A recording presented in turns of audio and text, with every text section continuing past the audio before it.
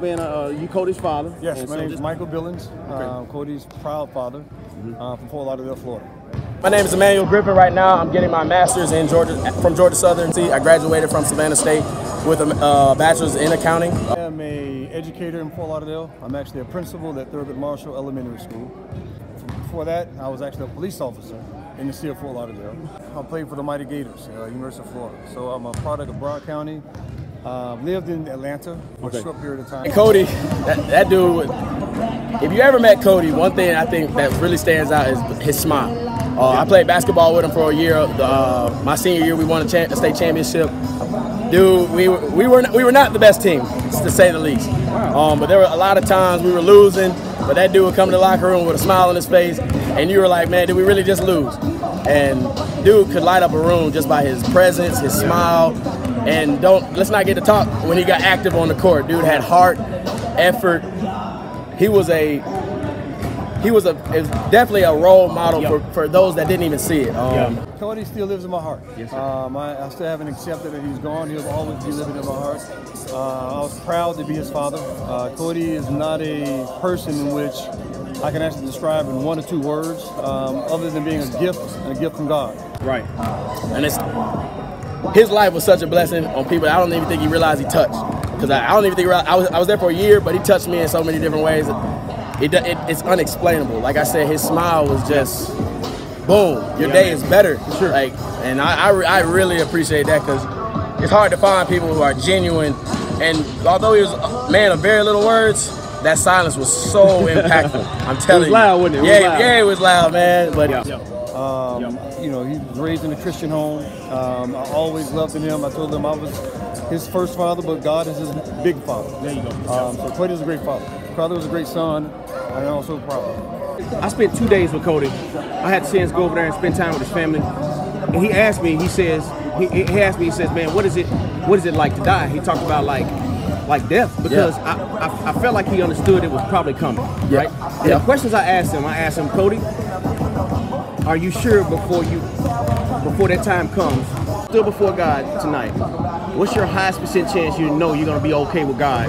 With 100%, man, I think I'm gonna be straight. 0%, man, I'm gonna go straight to hell. How you feel you fall in? I'm a born again believer, so I'm 100% say I know for a fact I'm going to heaven when I die.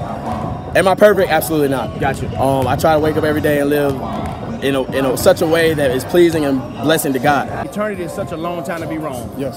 So how would you answer if you stood before God today? Why do you think he'll let you in? All right, here's what Paul said. I'm not trying to challenge what you're saying, but eternity is a long time to be wrong. Yes, it is. Paul said to examine yourself to see whether you're in the faith.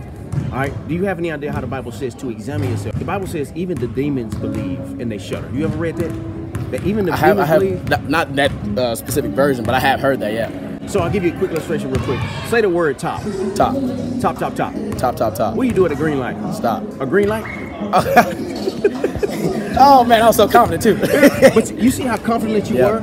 I deceived you in 1 second. Yeah. So if I can deceive you in 1 second, Satan can deceive people over 20, 30, 40, 50 years. Absolutely. So let me give you an examination test what the purpose of the 10 Commandments is. This will blow your mind. I don't want to guess, but I want to say just to guide your life, right? It's true. But actually it's like a mirror to your soul. It actually shows you a reflection of what your soul is like. Wow. So on the outside, you go in the bathroom, you look at the mirror to correct what's broken. Correct. But the 10 Commandments is going to show you if your soul is broken, so you can do something about it. Definitely. So I'll give you an example. I want to God's service. Okay. I'm a Christian. I believe in God. I was raised in a Christian home. Yep. I try to serve and honor His name. Right. And I know without Jesus Christ, none of this is possible. That's great. You know the 10 Commandments. Yes. All right. So, you have any idea what the purpose of the 10 Commandments is? This may surprise you. Commandments are, I guess, laws we should live by. Yeah. And worship God through those 10 Commandments. All right. And I'll give you another reason. I didn't know this until somebody showed me. Okay. The commandments are a way to evaluate your soul. Okay. It's like a mirror to the soul.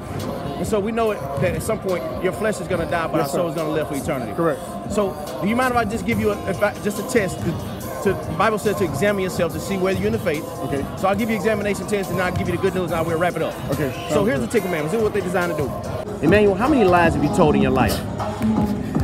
I don't know. I can't keep up with mine either. Yeah, I can't keep them up a lot.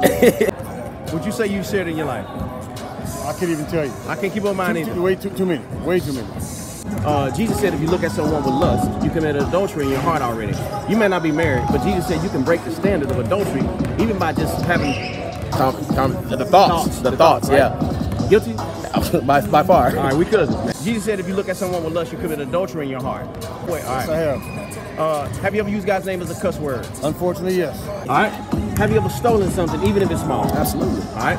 All right. So you just like the rest of us, Yes, right? yes. So here's a magic question, or not the magic question, but the key question. If God is a good judge, what do you think He should do to you on the day of judgment? If He's good and He judges you by His standard. Yeah, definitely. Have you ever used God's name as a cuss word? Probably, yeah, of course. I mean, everybody has gotten mad and just let it slip. So yeah. What letter is in the middle of sin? So a good definition of sin is I know what God said to do, but I'm going to do what I want to do. All right, right? Right. And so normally when people sin, they love to sin, but they don't like the brokenness that comes from it. Correct. Yeah. So when you start experiencing that brokenness, it's 4 ways we reach out to try to correct our broken hearts. We run out to relationships. Have you ever put your like a hope in somebody and they failed you? Oh yeah. Even some of the best people. Some people you rely on the most. Some of the people you rely on the most.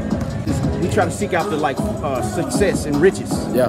But some of the most successful people in the world, legitimately, go look at the lottery curse. Yeah. All right, man. Hey, God bless you, brother. All right. All right, man. I want you to go look at the lottery curse. You know that 80 to 85% of people that win the lottery are dead, Really? corrupt, bankrupt. Their lives are completely broken. They're addicted. 80%. Wow. We try to use I call it a thing called runs. You feel this brokenness inside, and you try to soothe it with either pornography or smoking weed or sexually explicit material. Some people even cut themselves because they're trying to escape the pain. Some people have even committed suicide because they're trying to escape the pain that they feel inside.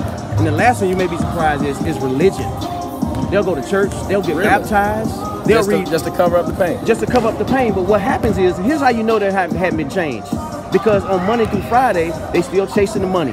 They're still chasing the game. They're doing all this other stuff. Hasn't changed. There's no change in their profession of faith. Right. So it's almost like if I told you I was going to meet you here tomorrow at 4 o'clock, and I showed up late. You said, Pastor T, why was you late? I said, man, when I was pulling up, I got to the halfway here, and my car just exploded. So if I said my car exploded, and I was looking just like I looked, what would you conclude about what I said? You're lying to me. I'm lying.